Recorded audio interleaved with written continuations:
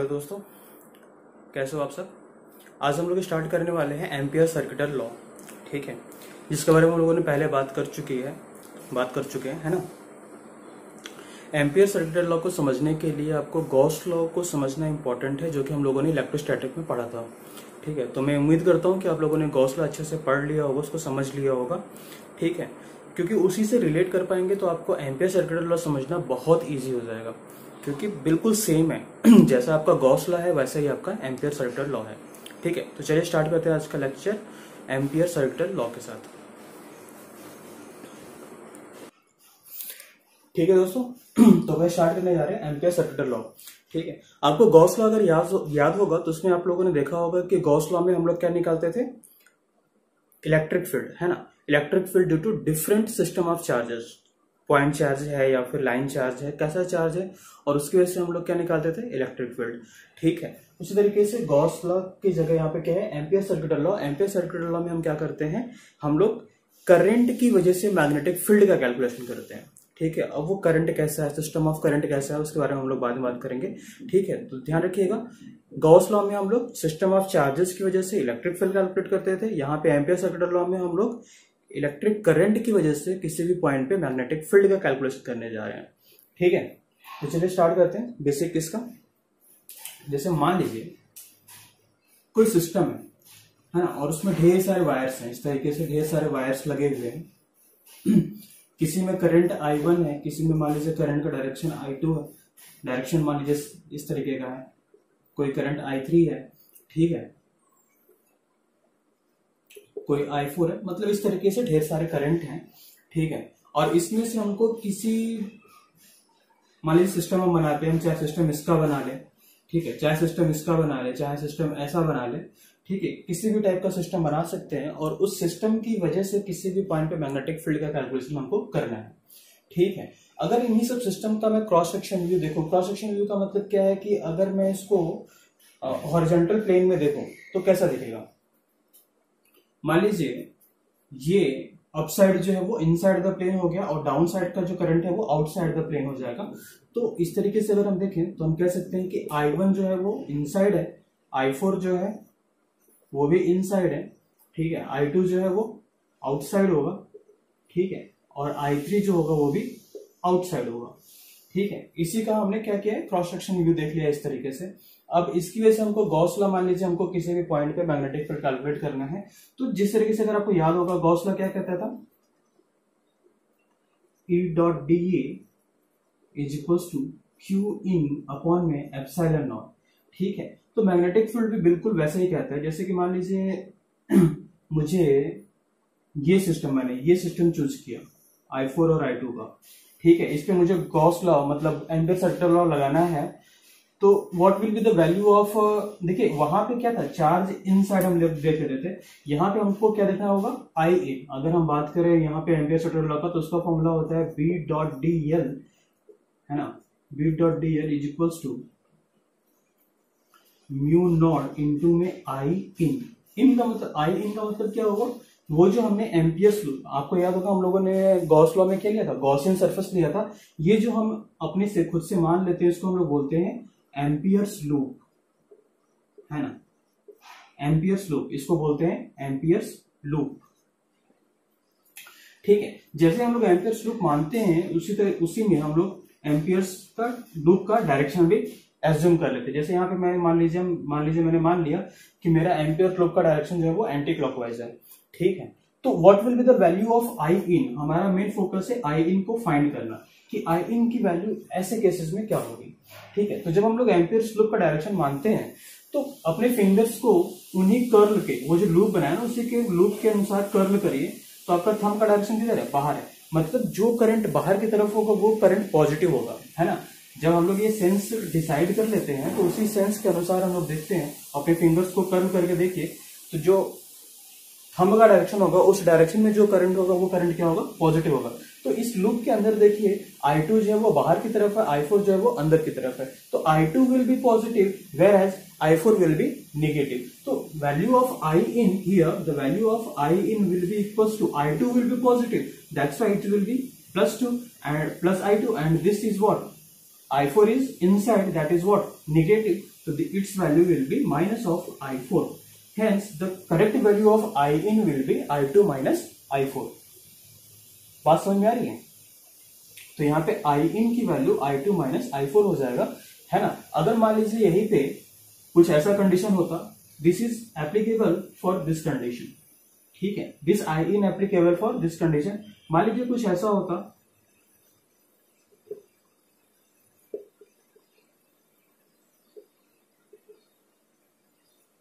ठीक है, उसी सिस्टम को मैंने फिर से बना लिया है,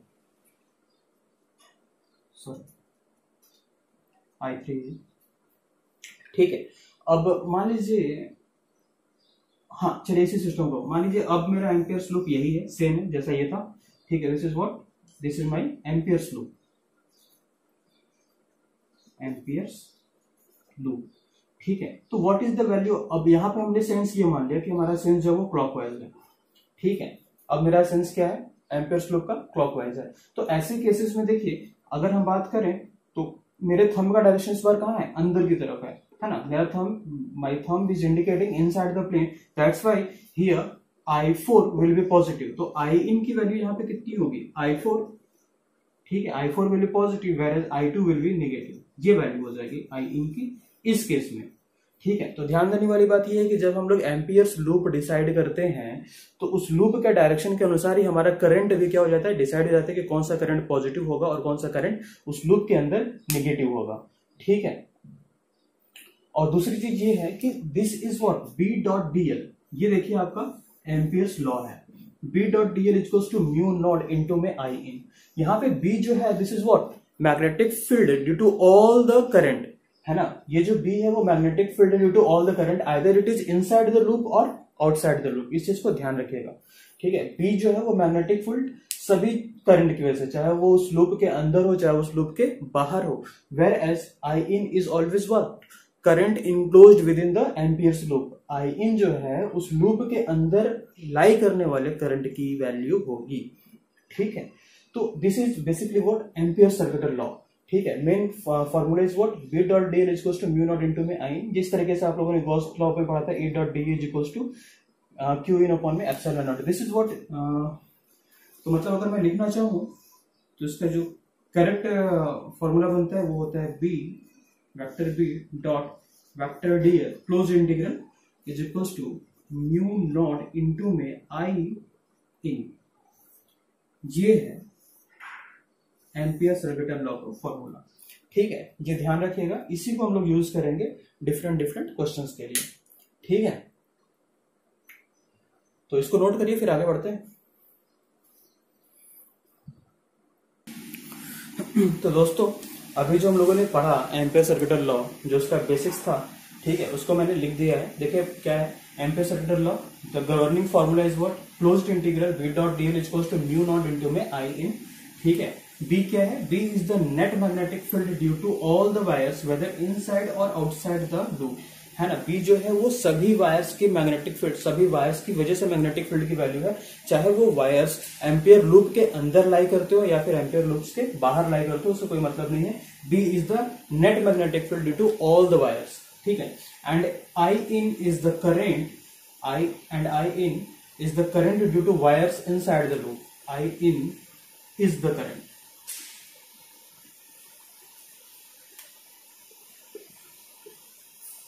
And I in is the current due to wires inside the loop. और I in इसमें जो है वो लूप के अंदर लाई करने वाले वायर्स में जो करंट है उसकी वैल्यू है, ठीक है। सेकेंड पार्ट क्या कहता है कि when we decide the direction of Ampere's loop, है ना। जब हम लोग एम्पियर्स लूप के डायरेक्शन को डिसाइड कर लेते हैं, जैसे कि वो लास्ट अभी हमने जो देखा था, चाहे वो डायरेक्शन हमने क्लॉकवाइज लिया हो या फिर एंटी क्लॉकवाइज लिया हो, जैसे ही हम लोग एम्पियर्स लूप के डायरेक्शन को डिसाइड करते हैं उसी समय अपने आप पॉजिटिव और नेगेटिव करंट भी डिसाइड हो जाते हैं, है ना। एम्पियर्स लूप के सेंस के अनुसार अपने फिंगर्स को, अगर एंटी क्लॉकवाइज है तो अपने फिंगर्स को एंटी क्लॉकवाइज रोटेट करिए, थंब का जो डायरेक्शन होगा वो पॉजिटिव करंट को इंडिकेट करेगा, ठीक है। और अगर आपके लूप का डायरेक्शन क्लॉकवाइज है तो क्लॉकवाइज अपने फिंगर्स को रोटेट करिए, अगेन थंब का डायरेक्शन जो होगा वो पॉजिटिव करंट को इंडिकेट करेगा, ठीक है। उसी चीज को लिखा गया है, when we decide the direction of Ampere's loop the positive and negative current is decided itself. For this curl your right hand finger in the direction of ampere's loop, the direction of thumb will give you the positive current, ठीक है। मेरी बात समझ में आ रही है? Okay, तो ये नोट करिए, फिर इस पे थोड़े से बेसिक्स क्वेश्चंस देखते हैं अपन, है ना। Note it down please. देखिए नेक्स्ट है magnetic field due to infinite current carrying wire. ठीक है, कोई इनफाइनाइट वायर है, इनफाइनाइट लेंथ का वायर है और उसमें करंट फ्लो कर रहा है, उसकी वजह से मैग्नेटिक फील्ड अपने को कैलकुलेट करना है, जो कि हम लोग बायोट-सावर्ट लॉ में ऑलरेडी कर चुके हैं, जिसकी वैल्यू कितनी आती थी, म्यू नॉट आई अपॉन में 2πd। ठीक है, डी इज द डिस्टेंस। ठीक है, तो आइए उसी चीज को देखते हैं एम्पियर सर्किट लॉ के हेल्प से, उसी डेरिवेशन को हम लोग सॉल्व करने की कोशिश करते हैं। मान लीजिए अपने पास वायर है इनफाइनाइट लेंथ का, ठीक है, जिसमें करंट आई फ्लो कर रहा है। ठीक है, यहां से डिस्टेंस डी पे मैग्नेटिक फील्ड की वैल्यू कैलकुलेट करनी है। ठीक है, ये डी जो है वो इस साइड हो सकता है, इस साइड भी हो सकता है। ठीक है, अंदर भी हो सकता है, बाहर भी हो सकता है। ठीक है, मतलब इस वायर से डी डिस्टेंस पे अपने को मैग्नेटिक फील्ड की वैल्यू कैलकुलेट करनी है। तो हम जानते हैं सबसे पहले हम लोग क्या करेंगे, मैग्नेटिक फील्ड के डायरेक्शन को डिसाइड करेंगे। ठीक है, देखिए करंट का डायरेक्शन ऊपर की तरफ है ना, तो अपने पाम रूल हम लोग लगा सकते हैं, थंब को करंट का डायरेक्शन रखिए और जो आपका पाम होगा वो मैग्नेटिक फील्ड का डायरेक्शन को इंडिकेट करेगा। मतलब इस साइड अगर मुझे मैग्नेटिक फील्ड निकालना है तो थंब को मैंने रखा करंट का डायरेक्शन में, अपने फिंगर्स को स्ट्रेच किया, जहां जिस साइड अपने को मैग्नेटिक फील्ड फाइंड करना है, जो हमारा पाम है वो डायरेक्शन देगा मैग्नेटिक फील्ड का। तो यहाँ पे हमारा पाम जो है वो अंदर की तरफ है, मतलब यहाँ पे मैग्नेटिक फील्ड जो होगा वो कहाँ होगा, अंदर होगा। ठीक है, सिमिलरली यहाँ पे अगर हम देखें तो हम लोग क्या करेंगे, अपने फिंगर को, अपने थंब को करंट का डायरेक्शन में रखेंगे। ठीक है, और जिस साइड मैग्नेटिक फील्ड निकालना है उस साइड अपने फिंगर्स को स्ट्रेच करिए। देखिए थंब जो है वो करंट का डायरेक्शन में ऊपर की तरफ, ठीक है, और इस साइड निकालना है, यहाँ पे मैग्नेटिक फील्ड निकालना है तो अपने फिंगर्स को स्ट्रेच किया इधर। पाम हमारा कहाँ है इस समय, बाहर की तरफ, मतलब इस साइड जो मैग्नेटिक फील्ड होगा वो बाहर की तरफ होगा। ठीक है, इसी तरीके आउटसाइड प्लेन अगर हम देखें यहाँ पे, है ना, एयर में अगर यहाँ पे अगर हम देखें तो देखिए मैग्नेटिक फील्ड डायरेक्शन किधर होगा, राइट साइड होगा, और अंदर की तरफ अगर, है ना, अंदर की तरफ अगर देखें तो मैग्नेटिक फील्ड किधर होगा, इस साइड, लेफ्ट साइड होगा। ठीक है, अगर इसका क्रॉस सेक्शन व्यू देखें तो देखिए इसी चीज को मैं कैसे लिख सकता हूँ, इसी चीज को मैं इस तरीके से भी बना सकता हूँ। ये रहा आपका करंट, मान लीजिए करंट जो है वो इनसाइड द पेन, ऊपर की तरफ है, इनसाइड द पेन। अब यहां से डी डिस्टेंस पे, है ना, यहां से डी डिस्टेंस पे अपने को मैग्नेटिक फील्ड फाइंड करना है। तो देखिए करंट किधर है, अंदर की तरफ है, करंट अंदर की तरफ है, अपने थंब को अंदर की तरफ रखिए। देखिए यहाँ पे पाम किधर है, नीचे की तरफ है, मतलब यहाँ पे मैग्नेटिक फील्ड किधर होगा, नीचे की तरफ होगा।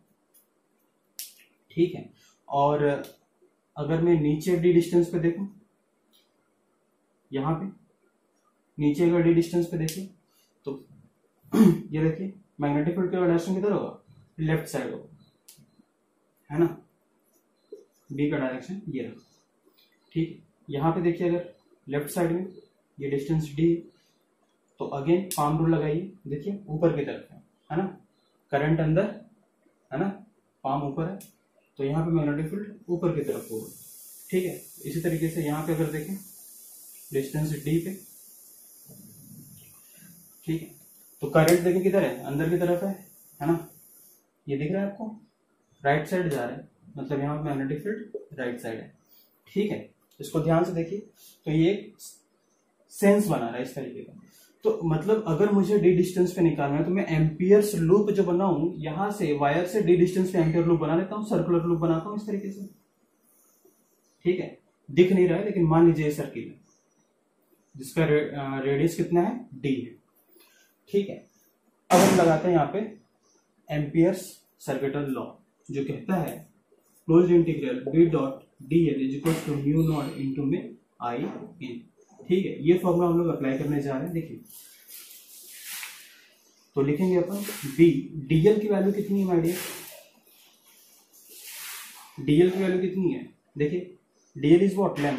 तो यहाँ पे, यहां से स्टार्ट करिए, ये टोटल देखिए क्या है, ये टोटल लेंथ ही है, कितनी वैल्यू हो जाएगी, 2πd। ठीक है, 2π है पेरीमीटर, ठीक है, पेरीफेरी का length is equal to mu not into में आई इन। आई इन की वैल्यू कितनी है डियर? देखिए इस लूप के अंदर करंट कितना है, सिर्फ ये आई है, तो यहाँ पे म्यू नॉट इंटू में आई। तो बी की वैल्यू कितनी हो जाएगी? बी की वैल्यू हो जाएगी म्यू नॉट आई अपॉन में 2 पाई डी। ये आंसर है, और शायद यही आंसर आया भी था बायोट-सावर्त लॉ से भी।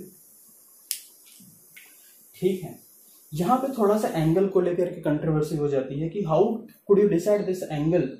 ठीक है, बी डॉट डी एल है ना, वेक्टर क्वांटिटी, तो इसके बीच का एंगल कितना होगा? तो याद रखिएगा B dot D L, angle between B and D L is always 0। ठीक है, ऑलवेज 0, इंपॉर्टेंट पॉइंट है, ये नोट करिए। ठीक है, angle between magnetic field and length है ना, इज ऑलवेज 0। अब कुछ लोग बोलते हैं यहाँ पे how could you decide this. ठीक है, तो देखिए मैग्नेटिक फील्ड का डायरेक्शन क्या है, इधर है, और यहाँ पे अगर हम लोगों ने एम्पियर्स लूप लिया है तो उसका भी सेंस क्या है, यही है। तो जिस सेंस में जो सेंस है रोटेशन का, उसी सेंस में आपका क्या है, मैग्नेटिक फील्ड भी है।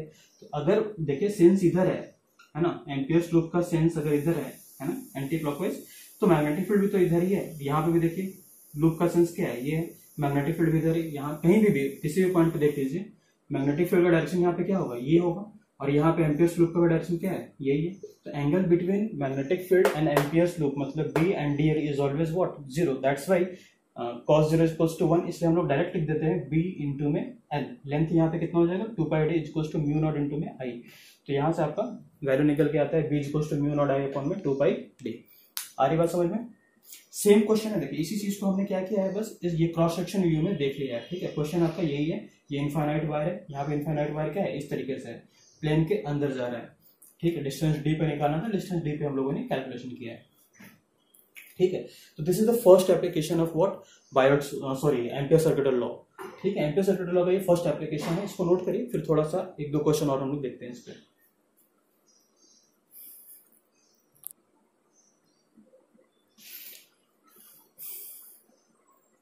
देखिए दोस्तों, अगला है आपका हॉलो इनफाइनाइट सिलेंड्रिकल वायर है ना, इनफाइनाइट सिलेंड्रिकल वायर है, हॉलो है।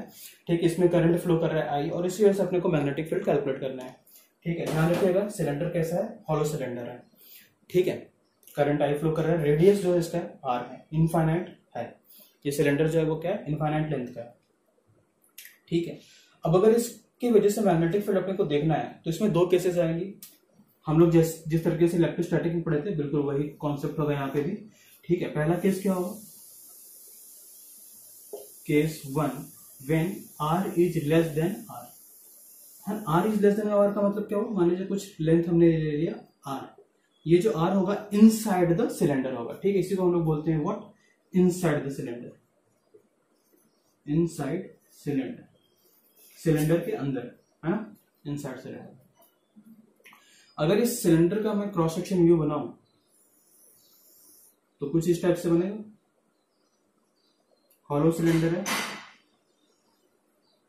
ठीक है, करंट इनसाइड है इस तरीके से, और टोटल करंट की वैल्यू कितनी है, आई है, टोटल करंट आई है, रेडियस आर है। हम लोगों ने जो इनसाइड की बात की है वो स्मॉल आर ये है। ठीक है, तो ये स्मॉल आर जो है, यहाँ पे हम लोग एम्पियर्स लूप बना लेते हैं, this is what amperes loop. ठीक है, एम्पियर्स लूप बना लिया, मान लीजिए इस तरीके से एम्पियर्स लूप बनाया हमने। ठीक भाई, तो आइए इस पे अब हम लोग अप्लाई करते हैं क्या, Ampere circuital law, integral B dot D L is equals to mu not into में आई इन। ठीक है, तो लिखेंगे b इंटू में 2 pi R small are is equals to mu naught. अब आई इन की वैल्यू क्या है, देखिए करंट क्या है, पेरीफेरी पे है, यहाँ पे इनसाइड इस लूप के अंदर कोई भी करंट नहीं है क्योंकि ये क्या है, हॉलो सिलेंडर है। तो यहाँ पे आई की वैल्यू क्या है बेटा, 0 है। ठीक है, इसलिए यहाँ से मैग्नेटिक फील्ड की वैल्यू निकल के आती है b is equals to 0 for inside the cylinder.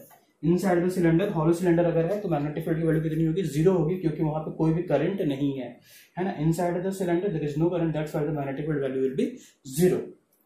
ठीक है, अब केस 2 देखते हैं। केस 2 क्या कहता है, केस 2 कहता है when r is greater then r।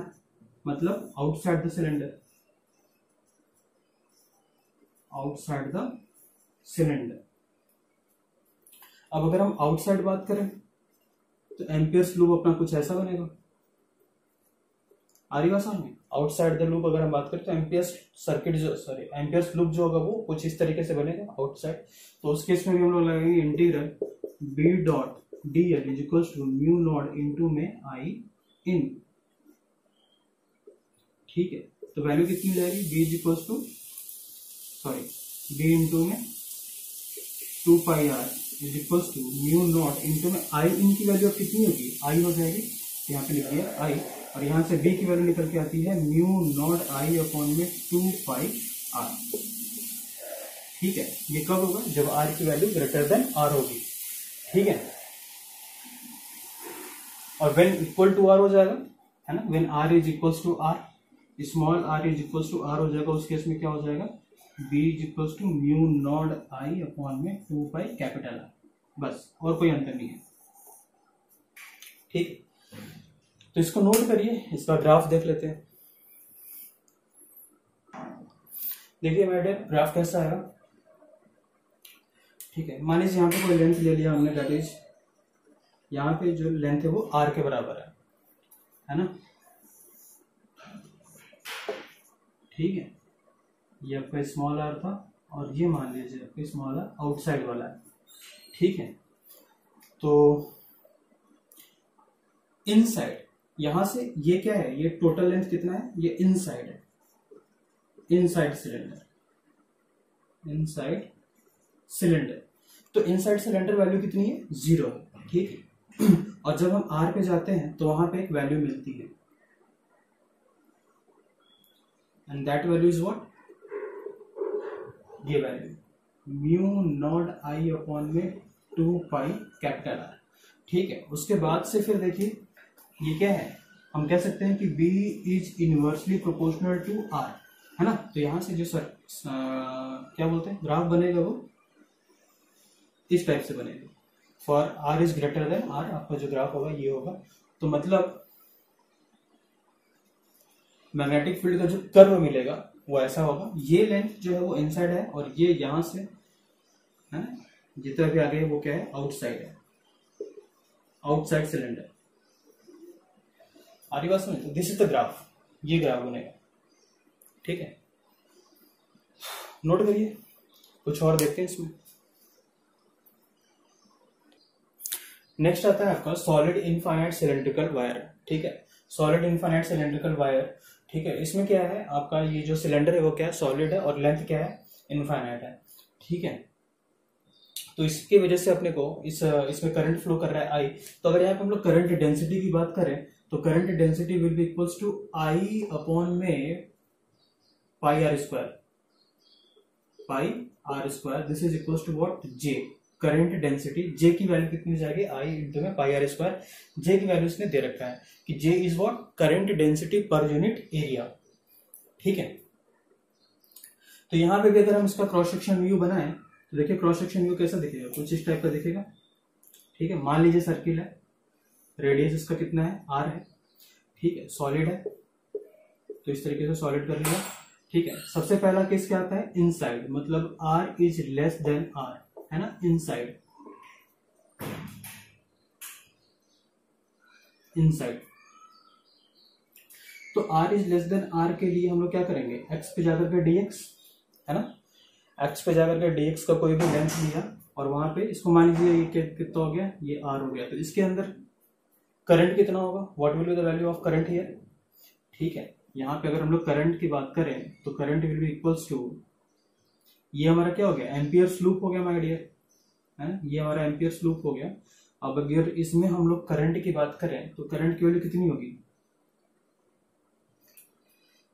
Current density कितनी है, जे है, तो जे इंटू में इसका एरिया कितना हो जाएगा, पाई आर स्क्वायर।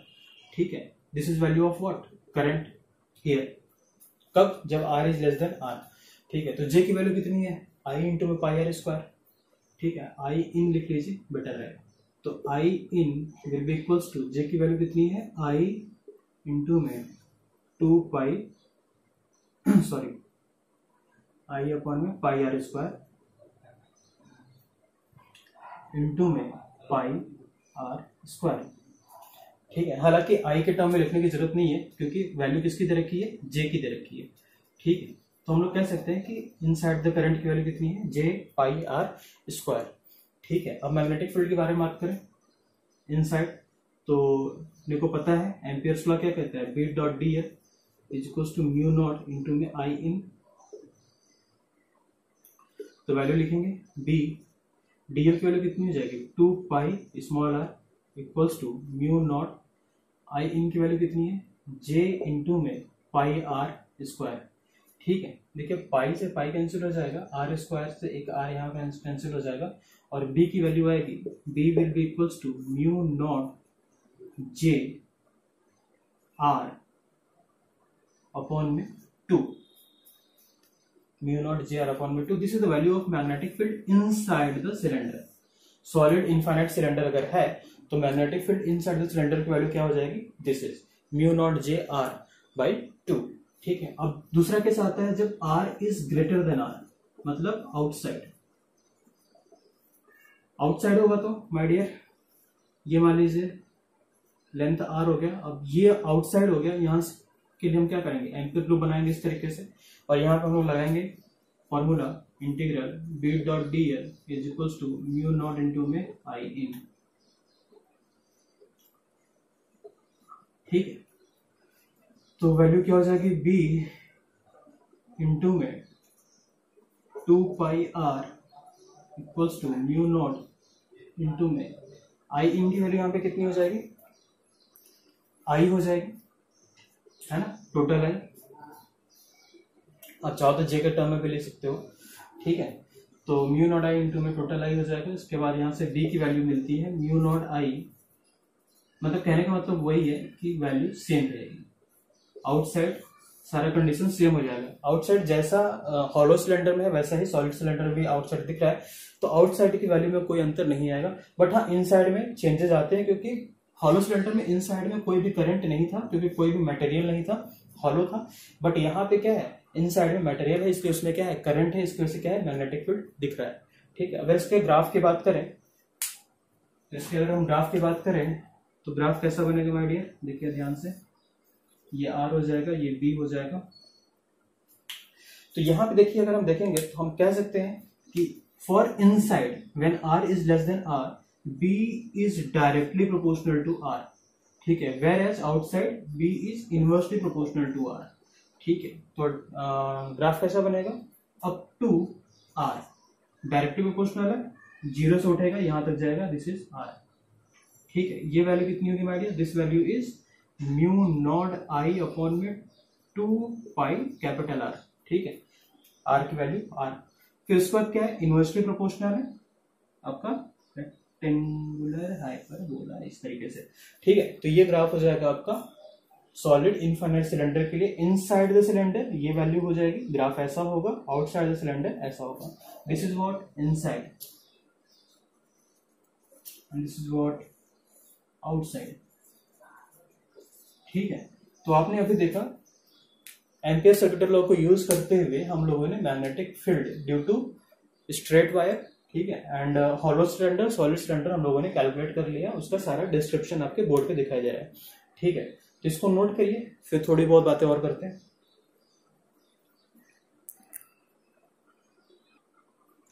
देखिए माय डियर, बोर्ड पे आपको क्वेश्चन दिख रहा होगा, बहुत अच्छा क्वेश्चन है। ठीक है, एडवांस लेवल का है। ठीक है, क्वेश्चन क्या है कि इनफाइनाइट सिलेंड्रिकल वायर है, सॉलिड इनफाइनाइट सिलेंड्रिकल वायर है, उसमें करंट जो है वो इनसाइड द सिलेंडर जा रहा है इस तरीके से। ठीक है, ध्यान रखिएगा ये स्फीयर नहीं बल्कि क्या है, सिलेंडर है, मैंने क्रॉस सेक्शन व्यू बनाया है और करंट जो है वो अंदर की तरफ जा रहा है और करंट डेंसिटी की वैल्यू उसने इधर की है, J is equal to J not into में R। मतलब करंट क्या आपका वेरिएबल है ना, वेरी कर रहा है रेडियस के साथ, करंट डेंसिटी जो है वो क्या कर रहा है, वेरी कर रहा है। पूछ रहा है कि मैग्नेटिक फील्ड एट R/2 की वैल्यू कितनी होगी, यहां से R/2 पे है ना करंट की वैल्यू पूछ रहा है। ठीक है, तो चलिए सॉल्व करते हैं इसको, देखिए कैसे सॉल्व करना है। R/2 पे पूछ रहा है तो R/2 पे एक सर्कल बना लीजिए, दिस इज व्हाट R/2। मान लिया कि ये R/2 का सर्कल बन गया। ठीक है, अब क्या करना है अपने को, कुछ नहीं करना है, बस हम क्या करेंगे x पे जाकर के, जिस तरीके से करते हैं x पे जाकर के dx का छोटा सा स्ट्रिप ले लेंगे dx का, ये दिस इज व्हाट dx। ठीक है, अब इसमें हम लोग करंट की वैल्यू फाइंड करेंगे, छोटा सा करंट di। तो di की वैल्यू कितनी हो जाएगी? What will be the value of di?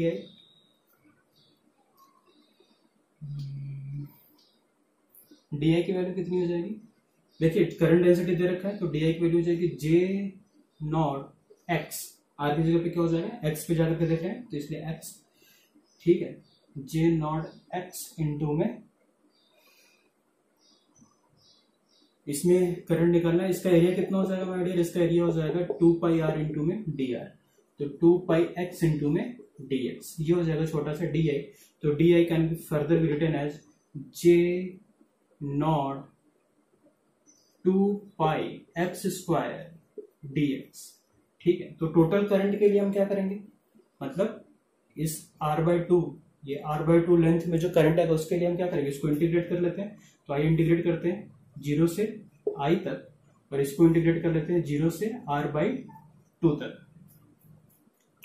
ठीक है, जब इसको इंटीग्रेट करेंगे तो वैल्यू कितनी हो जाएगी? The i will be equals to j not, ऐसे नहीं लिखते हैं, इंटीग्रेट करके देखते हैं, है ना, डायरेक्ट वैल्यू नहीं लिखेंगे, इंटीग्रेट करके देखते हैं।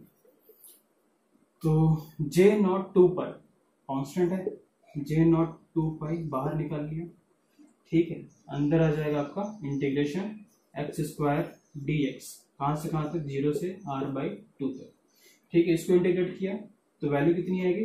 i will be equals to j not 2 pi X cube by 3 0 से r/2 तक। ठीक है, इसको सॉल्व करिए तो i will be equals to j not 2 पाई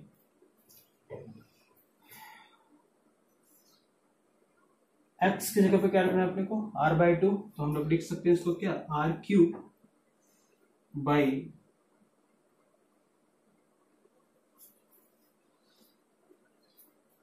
2 2 जा 4 2 जा 8 इंटू में 3 8 24 24, ये वैल्यू आएगी। ठीक है ना, तो i की वैल्यू कितनी हो जाएगी? i will be equals to j not 2 pi r cube upon में 24 to 12। तो i will be equals to j not pi r cube upon में 12, ये वैल्यू हो जाएगी किसकी? करंट की। ठीक है, अब हम लोग यूज करेंगे क्या? Ampere circuital law, integral b dot D L is equals to mu not into में आई इन की वैल्यू अपने को फाइंड हो चुका है। ठीक है, तो b इंटू में dl की वैल्यू कितनी हो जाएगी? 2 पाई r लिखे या फिर r/2 लिखे? r/2 में पूछ रहा है ना, तो एम्पियर स्क्वायर अपना कहाँ बना है? r/2 लेंथ पे। तो r/2 will be equals to mu not, और आई इन की वैल्यू अब यहाँ पे अपने को पता है, तो मैं लिखता हूँ I naught j not pi r cube upon में 12। ठीक है, अब इसको सॉल्व करिए। b will be equals to एक r से r square, b will be equals to, इधर तो कुछ बचा ही नहीं, mu naught j naught r square by 12। ठीक है, this is the value of magnetic field, ये वैल्यू आएगी। ठीक है, तो मेन इसमें क्या था, आपको करंट आई इन की वैल्यू फाइंड करना था। आई इन की वैल्यू अगर आप फाइंड कर लेते हैं तो इजीली उसके बाद फिर एम्पियर सर्किटल लॉ लगा करके इस क्वेश्चन को सॉल्व किया जा सकता है। अच्छा क्वेश्चन है, इसलिए मैं चाहता हूँ इसको आप लोग देखिए, समझिए, तो अच्छे से नोट करिए। ठीक है, जेईई एडवांस लेवल का क्वेश्चन है ये। ठीक है, तो नोट करिए इसको, फिर आगे बढ़ते हैं।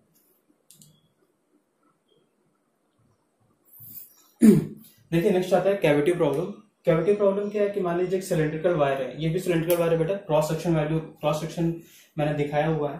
करंट इनफाइनेटली, मतलब इनफाइनेटली लेंथ का सिलेंडर, और करंट क्या है? अंदर की तरफ जा रहा है। बीच में यहाँ पे कैविटी है। ठीक है, यहाँ पे कोई करंट नहीं है, तो पूछ रहा है कि डिस्टेंस 8r पे मैग्नेटिक फील्ड की वैल्यू कितनी होगी। ठीक है, तो इसको सॉल्व करना अच्छा क्वेश्चन है ये भी। ठीक है, इसको सॉल्व करने कैसे सॉल्व करेंगे, आपको याद होगा क्लास 11 में हम लोगों ने मोमेंट ऑफ इनर्शिया पढ़ा था या फिर सेंटर ऑफ मास पढ़ा था। तो उसमें हम लोग क्या करते थे कि टोटल लेते थे, टोटल का सेंटर ऑफ मास या फिर मोमेंट ऑफ इनर्शिया इस एक्सिस के अबाउट निकालते थे। उसके बाद ये जो कैविटी है उसका भी मोमेंट ऑफ इनर्शिया या फिर सेंटर ऑफ मास इसी एक्सिस के अबाउट निकालते थे। फिर क्या करते थे, इस बड़े वाले में से छोटे वाले को माइनस कर लेते थे। ठीक है, यहाँ पे भी सेम वही कॉन्सेप्ट लगाना है, बड़ा वाला लेंगे उसकी वजह से यहाँ पे मैग्नेटिक फील्ड निकालेंगे, फिर छोटा वाला लेंगे उसकी वजह से मैग्नेटिक फील्ड निकालेंगे, फिर बड़े वाले वैल्यू से छोटे वाले वैल्यू को हम लोग क्या कर लेंगे, माइनस कर लेंगे, अपने को वैल्यू मिल जाएगी। ठीक है, आइए उसी कॉन्सेप्ट को देखते हैं। ठीक है, सबसे पहले अपने को क्या करना है, बड़ा वाला जो है उसकी वजह से निकालना है, फिर माइनस कर लेना है छोटे वाले को। ठीक है, इसी लेंथ पे। ठीक है, तो देखिए यहाँ पे करंट क्या है, इनसाइड है। अगर करंट डेंसिटी यहाँ पे कितना है, जे है, दे रखा है कि जे है, तो यहाँ पे कितना होगा, माइनस जे है। तो इसको मान लीजिए प्लस कर लेते हैं क्योंकि यहाँ पे हमने माइनस लगा दिए। तो ये करंट अगर इनसाइड है तो ये करंट क्या होगा, आउटसाइड होगा क्योंकि माइनस का है। ठीक है, तो इसकी वजह से इस साइड देखिए है ना, करंट किधर है, अंदर की तरफ है। ठीक है, करंट की अंदर की तरफ है तो मैग्नेटिक फील्ड क्या होगा, नीचे की तरफ होगा। इसकी वजह से देखिए करंट क्या है, बाहर की तरफ है, मैग्नेटिक फील्ड इस साइड क्या होगा, ऊपर की तरफ होगा। यहाँ पे दिख रहा है कि मैग्नेटिक फील्ड का डायरेक्शन क्या है, अपोजिट है, मतलब अपने को करना ही क्या है, माइनस ही करना है। तो यहाँ पे प्लस लिखा है, यहाँ पे प्लस क्यों लिखा, क्योंकि यहाँ पे अंदर हमने ऑलरेडी माइनस ले लिया है। ठीक है, तो आइए सॉल्व करते हैं। तो इसकी वजह से कितना हो जाएगा value, mu naught I upon में 2 पाई आर। वैल्यू याद है आपको, म्यू नॉट आई अपॉन में 2 पाई आर। अब आर की वैल्यू कितनी हो जाएगी, सॉरी ये स्फीयर ही है, स्फेरिकल है बेटा, सॉरी नॉट सिलेंड्रिकल, स्फेरिकल है। ठीक है, दिस इज स्फेरिकल, स्फेरिकल है, उसमें से कैविटी स्फीयर में स्टेयरकेस बना है। हालांकि सिलेंडर भी होता तो कोई इशू नहीं था, बट क्वेश्चन में दे रखा है कि ये क्या है, स्फेरिकल है, मुझे लगा शायद सिलेंडर है। ठीक है, तो स्फीयर कोई इशू नहीं है। तो आइए देखते हैं इसको। तो इसकी वजह से लिखेंगे म्यू नॉट आई, बड़ा वाला म्यू नॉट आई की वैल्यू कितनी हो जाएगी, जे इंटू में इसका एरिया कितना हो जाएगा, 4 पाई आर स्क्वायर। चूंकि ये क्या है, सिलेंडर स्फीयर है, सरफेस एरिया ले लेंगे 4 पाई आर स्क्वायर अपॉन में 2 पाई डी। तो 2 पाई और डी की वैल्यू कितनी है, देखिए यहाँ से लेंथ कितना है, 8 आर है, तो इंटू में 8 आर। सॉल्व करिए, देखिए वैल्यू कितनी आ रही है, ये 2 हो जाएगा, ये 4 हो जाएगा, वैल्यू आएगी, ये आर से आर कैंसिल हो जाएगा, mu not J R upon में 4। चेक कर लीजिएगा एक बार, mu not J R by 4। ठीक है, अब छोटे वाले को ऐसे निकालिए। तो छोटा वाला देखिए, ये लेंथ कितना हो जाएगा, ये आर माइनस हो जाएगा, तो ये कितना हो जाएगा, 7 आर। तो लिखेंगे छोटे वाले की वजह से म्यू नॉट इंटू में जे इंटू में 4 पाई, मिस्टेक हो रहा है क्या,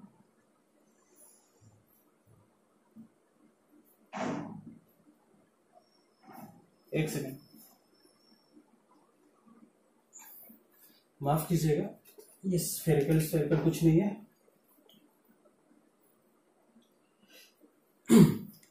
ये 4 पाई आर स्क्वायर है क्योंकि यहाँ का रेडियस कितना है, 2 आर है। ठीक है, तो करंट की value, current will be equals to J into में पाई आर स्क्वायर। तो पाई आर की वैल्यू यहाँ पे 2 आर स्क्वायर के, इसलिए यहाँ पे वैल्यू कितनी आ गई, 4 पाई आर स्क्वायर।